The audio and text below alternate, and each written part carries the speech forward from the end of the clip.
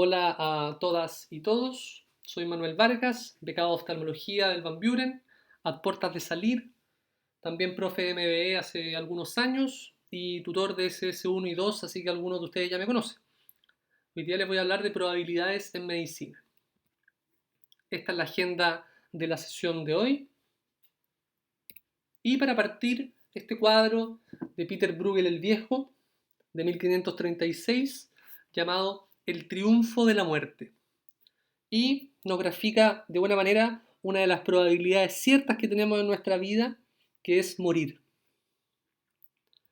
Ahora, para hablar de la probabilidad de la vida, les dejo este fragmento de un video de YouTube llamado Timelapse to the Future, que nos ayuda a entender cuál es la probabilidad de la vida.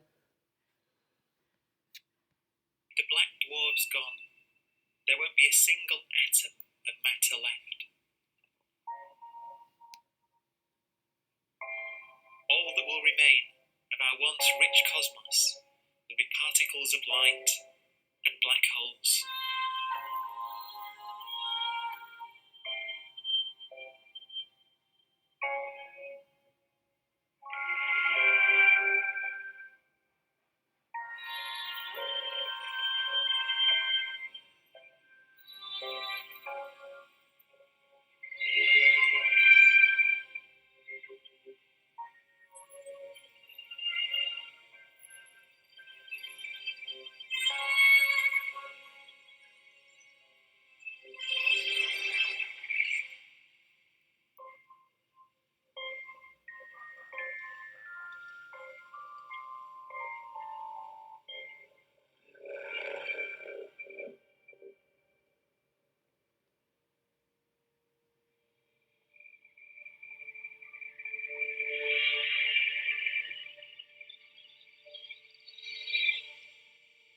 The arrow of time creates a bright window in the universe's adolescence, during which life is possible.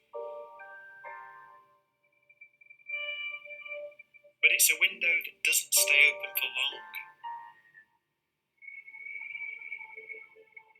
As a fraction of the lifespan of the universe, as measured from its beginning to the evaporation of the last black hole, life, as we know it, is only possible for 1,000th of a billion billion billionth billion billion billionth billion billion billionth of a percent. Esa es una probabilidad bastante dramática, pero que nos ayuda a entender el milagro de la vida y también a poner en contexto todas las cosas que hacemos. ¿Qué es la medicina? La medicina la podemos definir como el arte y la ciencia del diagnóstico, tratamiento y la prevención de enfermedades y el mantenimiento de una buena salud. Vamos a trabajar con esta definición en dos partes. Vamos a definir lo que hacemos como un arte y una ciencia. ¿Por qué arte? Bueno, porque es bastante complejo y tenemos que manejar e integrar muchos conocimientos, sensaciones, ideas, todas las cuales son bastante subjetivas. Y esta subjetividad hace que la medicina y muchos componentes de ella sean difíciles de definir, de medir y obviamente de enseñar. Otro cuadro interesante en tiempos de pandemia, de Van Dyck, de 1624, que él lo pintó mientras estaba en cuarentena en Palermo, y esa es la santa patrona de Palermo, intercediendo para que la peste no atacara con fiereza a la ciudad italiana de Palermo. Ya definíamos la medicina como arte y como ciencia nos tenemos que remontar al método científico que todos ustedes conocen, pero en las ciencias sociales, que la medicina comparte mucho de ciencias sociales por el objeto de estudio que es el ser humano, hay muchas complejidades en la experimentación en humanos. Entonces, vamos a tener muchos problemas y dificultades para llegar a la verdad en todos los casos. Entonces, tenemos que considerar la verdad desde varios modelos. Hay un modelo determinista que no involucra al azar en el desarrollo del resultado y ofrece un único resultado posible. Si nosotros hacemos partir este sistema, siempre el resultado va a ser el mismo. En cambio, en un modelo probabilístico que incorpore el azar, ofrece una distribución de probabilidades de varios resultados. Y eso nos parece más lógico, nos parece más razonable para considerar nuestra actividad, que como ya decíamos, tiene mucho de subjetivo y mucha incertidumbre. El año pasado en MIC ustedes ya veían que para disminuir el efecto del azar en un estudio tenían que aumentar el N, tenían que aumentar el número de casos. Y esos conceptos se aplican también bastante a lo que vamos a hablar hoy día. La otra parte de la definición es lo que buscamos, cuál es el objetivo de este arte y ciencia, que es diagnosticar, tratar y prevenir enfermedades. Es decir, en términos más generales, ocasionar un beneficio. Y ese beneficio siempre tiene que estar supeditado a los costos, no simplemente los costos económicos, sino que también no hacer daño a nuestros pacientes con nuestras intervenciones. Entonces, metiéndonos de lleno a las probabilidades, ¿cuál va a ser la probabilidad de sacar cara al tirar una moneda? La respuesta es fácil, un 50%, escrito en fracción sería 0,5. Y si lanzo un dado 100 veces, ¿cuántas veces sacaré el número 6? Si lo graficamos en un cuadrado, imaginen ustedes de 10 por 10, y cada una de estas sería una unidad, vamos a tener que el 6 va a salir unas 17, 16 veces, 16,6 periódico veces. Y eso lo podemos graficar de este modo, que sería una fracción donde el numerador es la cantidad de veces que vamos a tener el resultado 6 partido de todos los resultados posibles. Y otra manera de hacerlo es en el denominador no poner todos los resultados posibles, sino que poner solamente los resultados posibles que no son 6. Y esta manera de representar lo mismo se llama odds o razón. Y nosotros hoy día vamos a hablar harto de estas dos formas de representar lo mismo, que son las probabilidades. Como son las dos maneras de representar lo mismo, si tenemos el dato en fracción, lo podemos llevar a odds, y si tenemos el dato en odds, lo podemos llevar a fracción siguiendo estas ecuaciones. Y en el ejemplo, reemplazando los valores por los valores de nuestro ejemplo, nos podemos dar cuenta que la regla se cumple.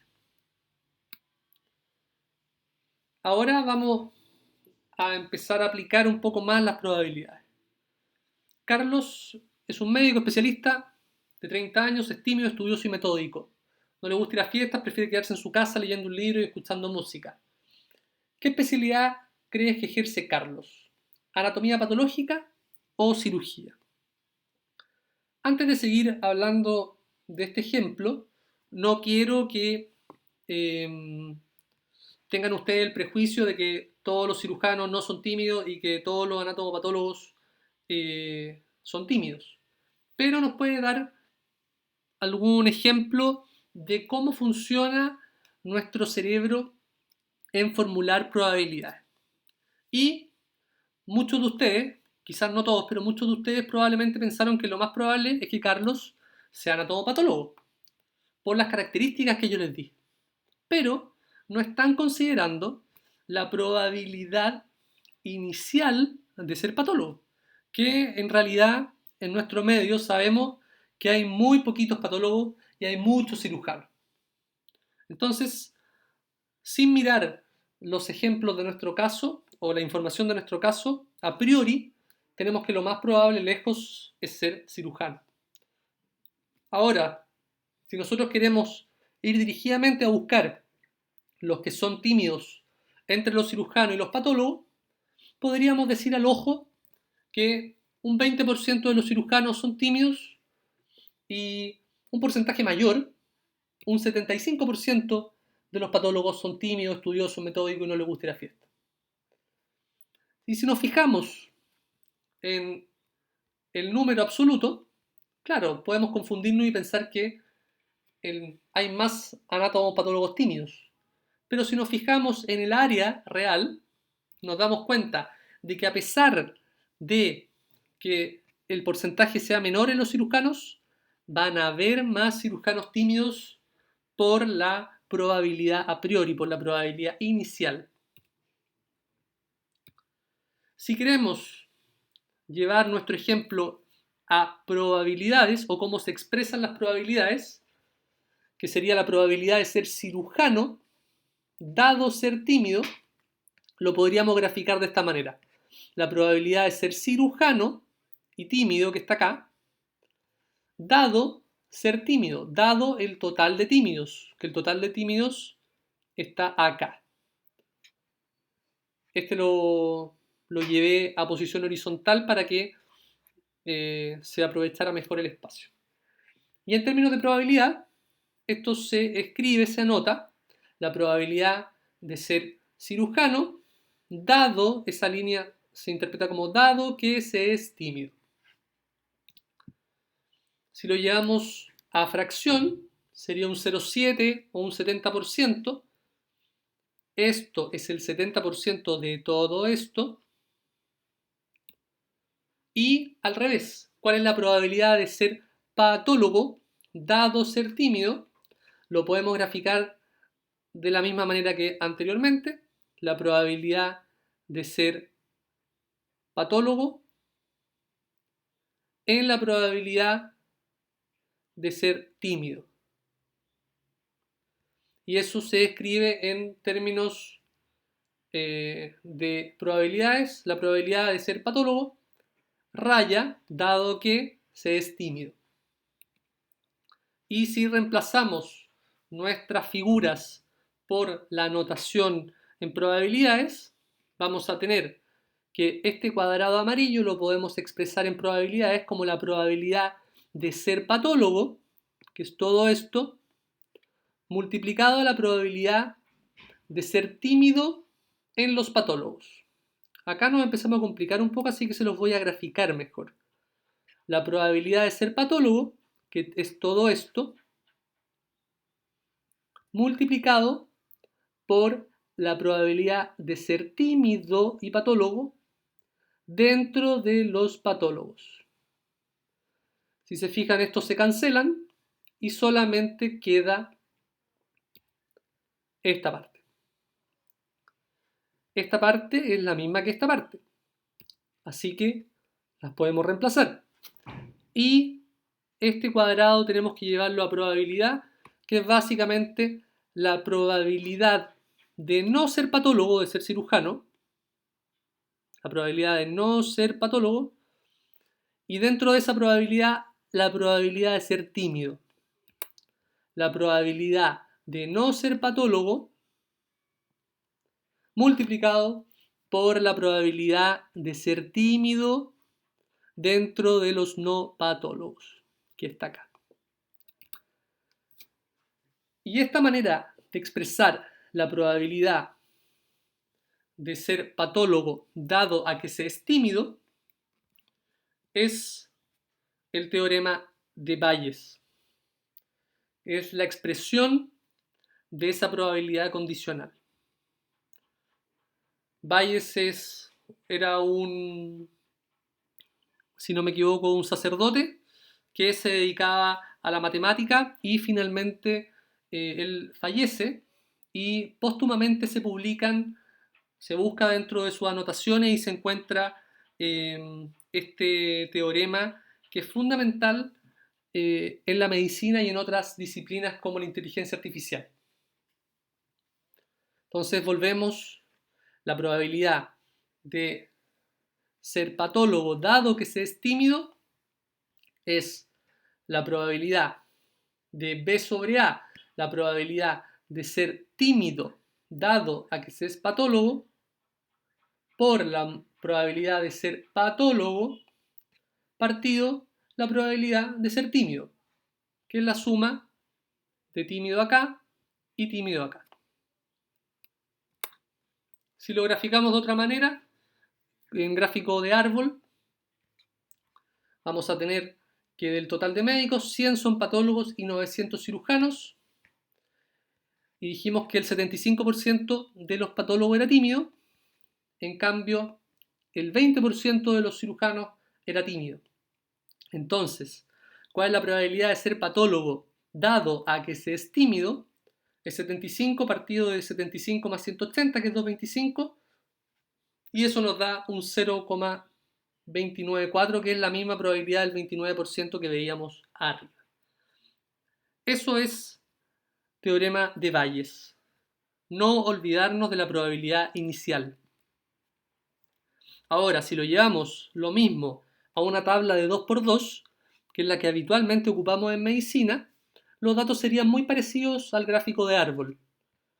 Teníamos la prevalencia o la probabilidad inicial o a priori de un 10% para los patólogos y un 90% para los cirujanos, pero después de obtener la evidencia, obtuvimos que el 75% de los patólogos era tímido y el 20% de los cirujanos era tímido.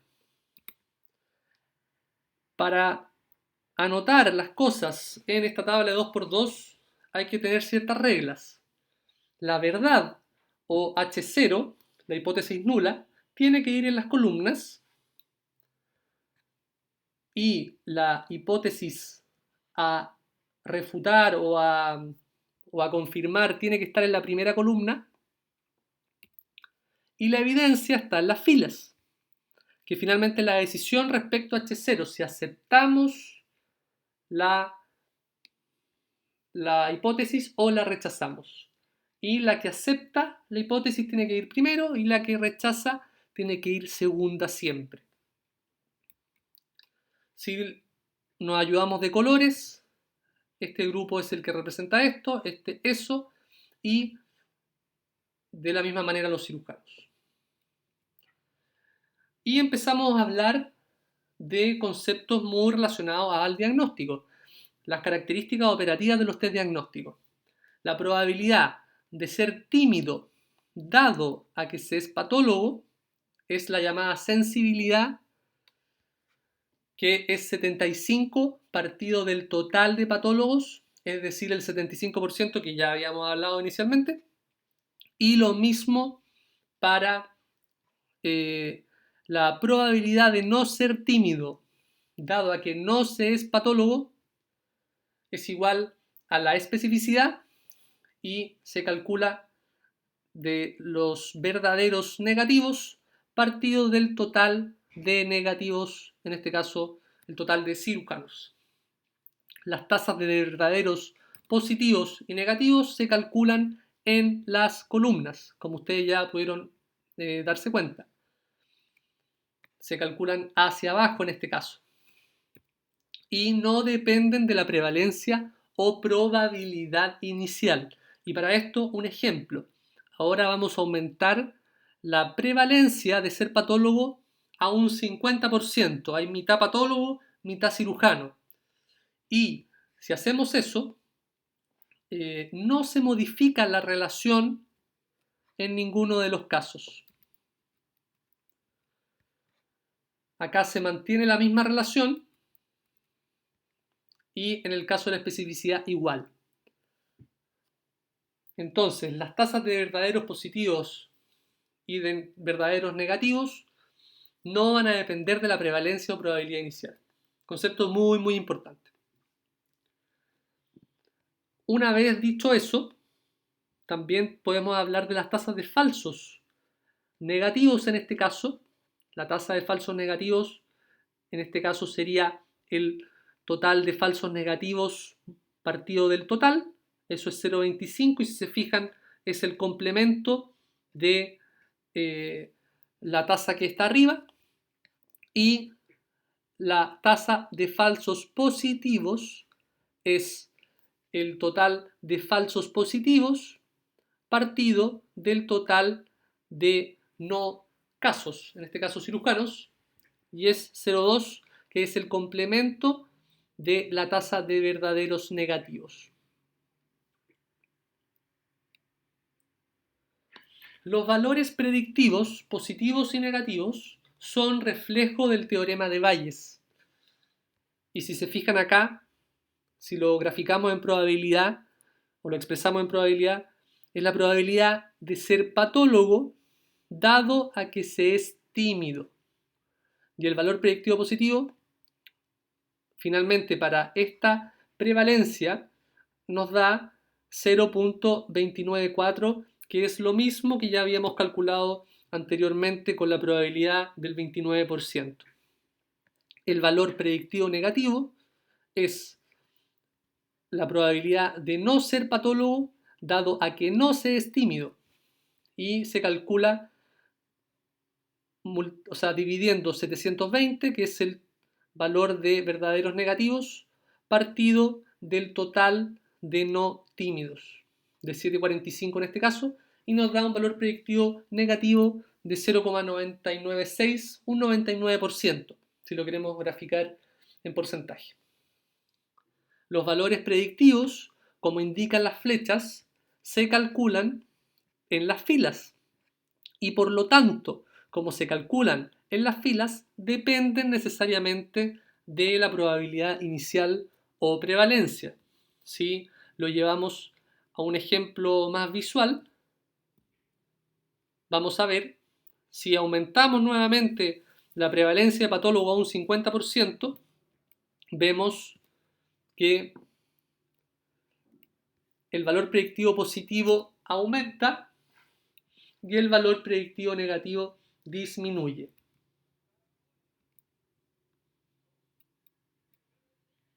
Como punto clave, los valores predictivos son reflejo del teorema de Bayes, ya que consideran la probabilidad inicial y, por supuesto, consideran cómo cambia una probabilidad inicial con el nuevo hallazgo. En este caso, la probabilidad inicial era 0,1 y pasamos a una probabilidad final de 0,29. El problema es que no los podemos llevar fácilmente a otra población porque dependen de la prevalencia. Necesitamos tener una probabilidad inicial y eso dificulta su aplicabilidad. La sensibilidad y especificidad no dependen de la prevalencia, ya que solo aluden a la relación entre esto y esto y entre esto y esto, las columnas. No hacen relaciones entre las filas, por lo tanto, no dependen de la prevalencia, lo que nos podría llevar a hacerlos más aplicables en otras poblaciones con distinta prevalencia, pero el problema es que por sí solos no ayudan a ver cómo cambia de una probabilidad inicial a una final, ya que si se dan cuenta, la sensibilidad solamente se ocupa de los casos y la especificidad se ocupa de los no casos. Entonces, la utilidad real de un examen o de saber una nueva información o una nueva condición es que eso cambie mis probabilidades iniciales para yo poder tomar decisiones con eso. Finalmente, lo que busco responder es qué significa que el resultado de mi condición sea positivo. Si no necesariamente sabemos si tenemos o no la condición y rara vez tenemos los valores de prevalencia o de probabilidades iniciales realmente ciertos. Entonces, esta pregunta, ¿qué significa que el resultado sea positivo? Como acá podemos ver en este test de embarazo, pero que nosotros vamos a llamar hoy día timidez. Y una idea para saber qué significa que esto sea positivo es fijarnos en el total de casos positivos de este examen y dividirlo por el total de casos. El problema es que eso vuelve a necesitar los valores de prevalencia y de probabilidad inicial, ya que si cambiamos la prevalencia, ese valor cambia. Y si se fijan, hay un valor o un grupo de valores que, a pesar de que yo cambie la prevalencia, no han cambiado, que son las tasas de verdaderos y las tasas de falsos. Ahora, para saber qué significa que el resultado sea positivo, tendría que ir a ver la tasa de verdaderos positivos y de falsos positivos, que acá las tenemos. Y si hacemos una razón de la tasa de verdaderos positivos partido de la tasa de falsos positivos, nos vamos a dar cuenta que el resultado es 3.75. Que para graficarlo de mejor manera vamos a incluir el 1 que lo divide, ya que podemos expresarlo por cada falso positivo, un falso positivo, encontraremos 3.75 verdaderos positivos. Y este valor, el 3.75, es un valor que, a diferencia de la sensibilidad y la especificidad, involucra también las dos columnas. Entonces nos permite cambiar probabilidades iniciales. Y esto es el likelihood ratio positivo, la tasa de verdaderos positivos partida de la tasa de falsos positivos.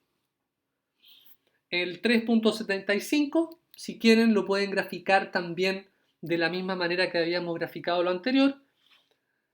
3.75 es a 1, y si seguimos la forma para transformar este odds a probabilidad, tomamos nuestro odds, lo introducimos en la ecuación, 3.75 partido de 4.75, y nos da una fracción de 0.78. ¿Qué significa eso?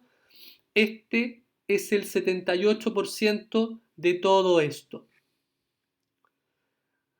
0.78 como fracción o 3.75 odds es graficar lo mismo. Y vuelvo a repetir, por cada falso positivo, 1, encontraremos 3.75 verdaderos positivos. Y eso suena positivo, suena beneficioso, más que positivo. Suena beneficioso encontrar más verdaderos positivos que falsos positivos. Ahora, ¿cómo llevamos nuestro likelihood ratio positivo a cambiar nuestra probabilidad inicial? Tenemos que igualar o llevar nuestra probabilidad inicial a odds. Nuestra probabilidad inicial es 0,1. Tenemos que llevarla a odds a través de la fórmula que ya les comenté. Y nos quedaría 0,1 partido de 0,9, lo que es 1 partido de 9. Si lo quieren decir en palabras, por cada patólogo encontramos 9 no patólogos. Nos hace sentido. Y si multiplicamos el 1 partido de 9 por el 3.75, que era nuestro odds, vamos a tener finalmente que el odds, incluyendo el cambio de probabilidad, es 0,41. El odds. Ese odds ahora tenemos que llevarlo, para expresarlo como siempre, a fracción o porcentaje. Y eso lo hacemos de la manera que explicábamos anteriormente. 0,41 partido de 1.41 es 0,29, el mismo valor que habíamos obtenido en los ejemplos anteriores, el 29%. Si duplicamos la prevalencia, nos sigue sirviendo este 3,75 para cambiar la probabilidad inicial. Ahora la probabilidad inicial es 0,5. El odds de probabilidad 0,5 es 1. 0,5 partido de 1 menos 0,5, 1 menos 0,5 es 0,5, 0,5 partido de 0,5, 1. Multiplicamos los odds, 3,75 por 1, 3,75, nos da lo mismo, y ese odds lo pasamos a probabilidad, 3,75 partido 4,75 es igual a 0,78, que es la probabilidad final. Es decir, pasamos de un 50% de probabilidad, si es tímido, sube la probabilidad a un 78%. Otra manera de interpretar el LR positivo, o de mirar en la fórmula, mejor dicho, es que la tasa de falsos positivos se relaciona íntimamente a la especificidad. Entonces, como habitualmente nos informan los valores de especificidad, es que la fórmula del LR positivo utiliza la especificidad y sería 1 menos especificidad. 1 menos 0,8 es igual a 0,2, que era la tasa de falsos positivos. Y otra manera de interpretarlo, el hallazgo positivo es 3,75 veces más frecuente en los con la condición, en los tímidos, que en los sin la condición, en los cirujanos. Ahora, para hablar si es que el test de timidez nos sale negativo, sería bueno buscar cuáles son las tasas de negativos, la tasa de verdadero negativo y la tasa de falso negativo. La tasa de verdadero negativo, 0,8, 0,25, y nos da un odds de 3,2. Volvemos a la misma interpretación. Por cada falso negativo, 1, encontraremos 3,2